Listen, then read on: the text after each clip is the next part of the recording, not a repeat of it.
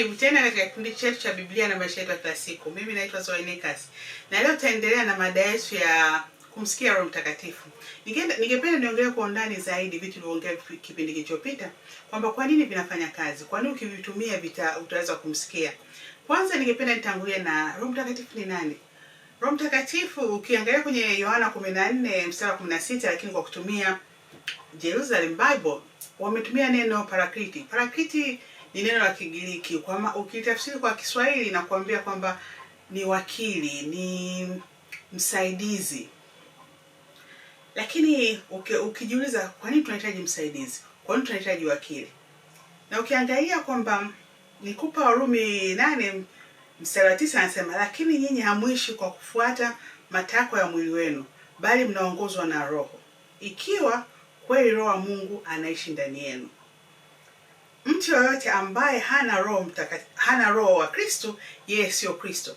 Hii inatuambia kwamba Roho Mtakatifu anapokuja, ina maana anatubadilisha, anatufanya tuweze kuhimili umwili, kwamba kutofuata hisia za umwili. Na pia kama hivi anapotuambia kwamba Roho wa Mungu anakuwa ndani yetu. Nataka uelewe vizuri, Roho wa Mungu aliyekuwa hai anakuwa ndani yako, anapokuambia Roho wa Mungu anaishi na wewe. Na pia kitu kingine anatuambia kwamba usipokuwa na Roho, wewe si wa Kristo.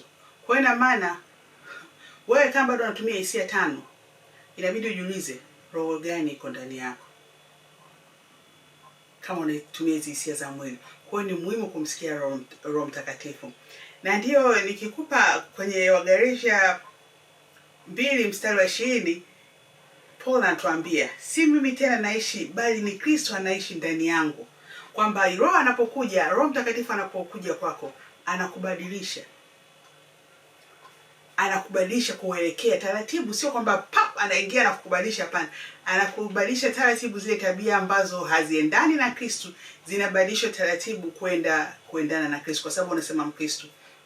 Kwa hiyo inabidi ujiangalie kwamba mimi nasema Mkristo, je, matendo yangu yanaendana na Kristo? Ili ujijue roho yako ndani ya Kristo ambaye ni Roho Mtakatifu au kuna roho nyingine. Na pili ningependa nikupe ujue roho gani inaweza iko ndani yako ambayo wewe hujijui. Nikupe, ametuambia kwamba wakili.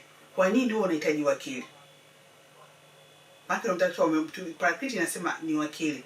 Sasa nikupe, kama kuna andiko nilikupa kipindi kilichopita la Ayubu mlango wa 1 mstari wa 6 na 7, anasema, siku moja washiriki wa mahakama ya mbinguni walikuja kujionyesha mbele ya Bwana na mshtaki Shetani. Kumbuka, umeambiwa Roho Mtakatifu wakili, na unaambiwa mshtaki Shetani. Umeona kwamba unahitaji wakili, ndio maana umepewa Roho Mtakatifu. Anakuja pamoja nao na akasema, Bwana akamuuliza, umetoka wapi? Shetani akamjibu, nimekuwa nikizunguka duniani nikitazama kila kitu kinachoendelea.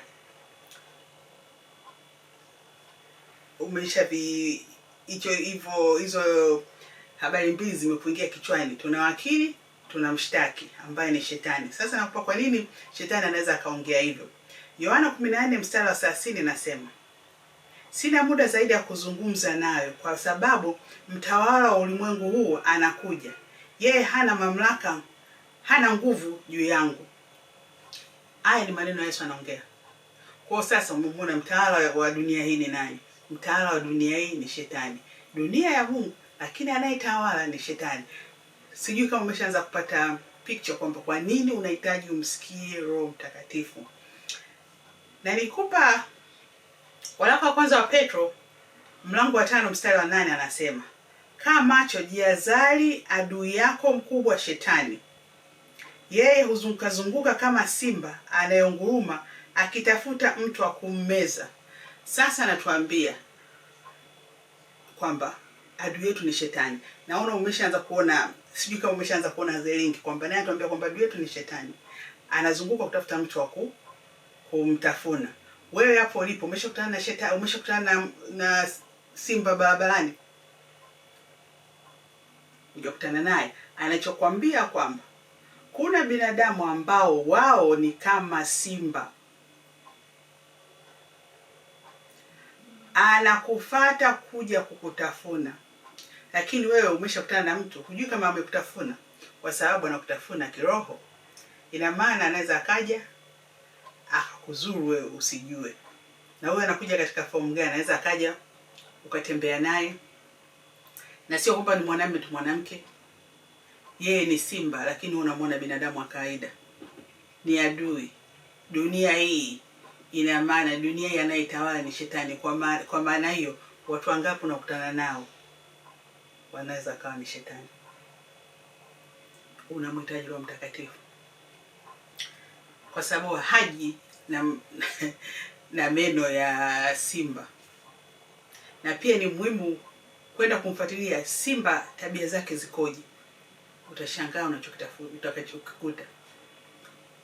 Hawa watu ukikutana nao, kama simba anapofanya plan zake, character za simba kabisa. Yaani nikisema character za simba, jinsi mambo yao wanavyofanya kama simba. Simba wako kweli. Na nikupa ya 13 hiyo waraka wa kwanza wa Petro mlango wa 5 mstari wa 13 anasema, kwa hivyo vaa kila kipande cha silaha za Mungu ili uweze kumpinga adui yako wakati wa uovu. Halafu baada ya kumpinga utakuwa umesimama kidete. Angalia lugha aliyotumia. Kwa hiyo anakuambia Roho Mtakatifu anapokuja kwako, sio tu kwamba chukulia wakili anajua ile kesi ikoje, anajua kila kitu kinafanyikaje katika sheria. Wewe hujui, unamwambia kesi yako, yeye anakuambia anaitayarisha jinsi gani iende mahakamani. Kwa maana hiyo, wakili wako akija haji kupa hofu, anakuambia mazingira yako hivi ni sawa sana. Roho Mtakatifu anapoingia ndani kwako haji na roho ya uoga, anakufanya uwe jasiri, anakuonyesha kwamba listen, vita iko hivi, wewe pigana hivi, wewe unatakiwa ufanye hichi. Na silaha yako, anaposema silaha, chukua silaha, anaongelea silaha ya Bible. Biblia ndio ina silaha ya kumpiga shetani. Wewe mwenyewe hivi uweze kumpiga shetani, lazima uwe na nini? Uweze kusoma Bible, ndio itakufundisha silaha zinampiganaje shetani.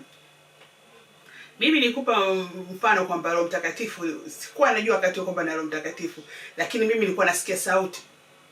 Kwamba nilipojua kwamba huyu mtu sio wa kawaida, nilipo sasa nimeambiwa, kwa sababu alikuwa na uhakika kunizuru kiasi kwamba ananiambia kwamba nenda kokote na yani huko ulikoenda tuone mimi kazi yako wewe na yangu nani atoka juu. Wakati huo baada ya mimi kujua kwamba huyu mchawi, baada ya kuona vitu ndani, kwamba nimefunga macho na muona mtu yuko ndani usiku. Kwa hiyo nikamuuliza, nikamwambia kumbe wewe mwanga. Sasa mimi baada ya kujua mwanga nikaanza kukimbia kama tunavyojua tu kawaida, unakimbia, mpige simu, hey jamani Tanzania nisaidieni, mchekee nani, ni cheki huyu mtu vipi? Unaambia huyu mtu mzito, unakimbizana unaenda kwa shehe. Kote huko nimekimbizana makanisa karibia yote. Lakini siku zote ndani yangu ananiambia stay still, stay still. Mimi najua stay still, stay still. Nikaenda nikaangalia kwenye nani, nikakuta kwamba ni scripture. Hii ni Psalm 46, Zaburi 46 mlango wa 10 mstari inasema hivyo. Stay, lakini mimi nimeshazoea vitu physical, nazidi kukimbizana, inaniambia stay still. Siku moja nimeenda kwenye kanisa moja la linaongozwa pastor Nigeria, nikaenda. Mtu pembeni yangu kama watu watatu, wakati tunasali tunasema okay, salini sasa, mwiteni Roho Mtakatifu.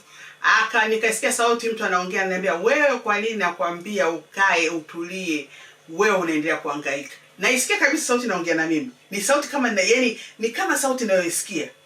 Ndio kutulia. Nikarudi kufungua Bible. Nafungua Biblia, nikakutana na Marko 9 mstari wa 29. Inaniambia shetani kama huwezi kumtoa bila kufunga na kusali. Ndio kwanza kufunga na kusali. Ndio naniona hapa.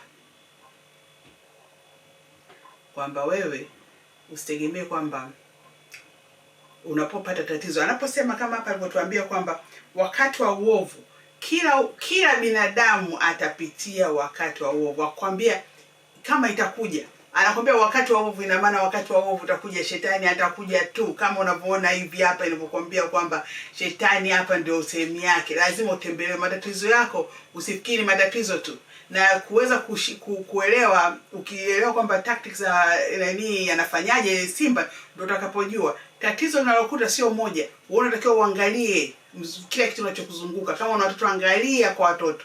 Kuweza kujikinga, angalia kila kitu kinachotokea katika watu waliokuzunguka, kwa sababu vyote vitatumika. Kwanza unataka kumjua adui yako. Wewe huwezi kumjua bila Roho Mtakatifu. Siwezi kufanya uhamasike zaidi kwamba lazima ujitahidi uweze kumsikia Roho Mtakatifu. Una maana hiyo, nakwambia lazima ujitahidi uweze kumsikia Mungu. Roho Mtakatifu ni Mungu na yuko ndani yako. Yes, jiulize sasa, wewe unapopata matatizo ukiwa na uhakika kwamba Mungu yuko ndani yako, nani atakuwa against ya wewe? Lazima umactivate huyo Mungu, lazima uweze kumsikia, uweze kupambana. Umeshaambiwa hapa, wewe unapotangaza mimi ni Mkristo, uko kwenye vita alafu hujavaa nguo za vita, alafu unashangaa kwa nini matatizo.